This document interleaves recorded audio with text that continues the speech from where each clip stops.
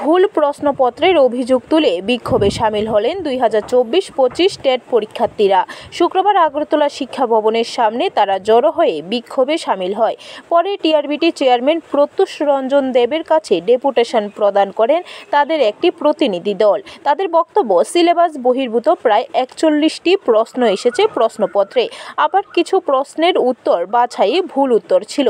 তাই চাকরি প্রত্যাশী টেট পরীক্ষার্থীদের পক্ষ থেকে দাবি জানানো হচ্ছে প্রশ্নপত্র ভুলের জন্য 40 নম্বর তাদের প্রদান করতে হবে, কারণ তারা মোট 41টি প্রশ্ন নিয়ে চেয়ারম্যানের সাথে দেখা করে চ্যালেঞ্জ করেছিলেন। চেয়ারম্যানের কাছ থেকে তাদের জানিয়ে দেওয়া হয় অভিজ্ঞরা যা বলবেন সেটাই চূড়ান্ত হবে।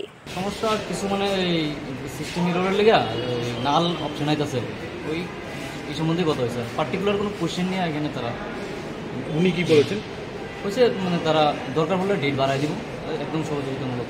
কোশ্চেন পেসিজে ভুল আছে, ওয়ার্ড ভুল আছে, তারপরে পেসিজে যে আপনার এই কবিতার পেসিজ আছে ওইখানে ওয়ার্ড চেঞ্জ আছে, দাড়ি কমা নাই ঠিক মতো। কিছু প্রশ্ন আছে আউট অফ সিলেবাস, কিছু প্রশ্ন আছে বিগত বছরে তারা একটা আনসার দিছে, মানে এই বছর আরেকটা আনসার দিছে, এমন আছে এক দুইটা প্রশ্ন। ব্যুরো রিপোর্ট, খবর ত্রিপুরা।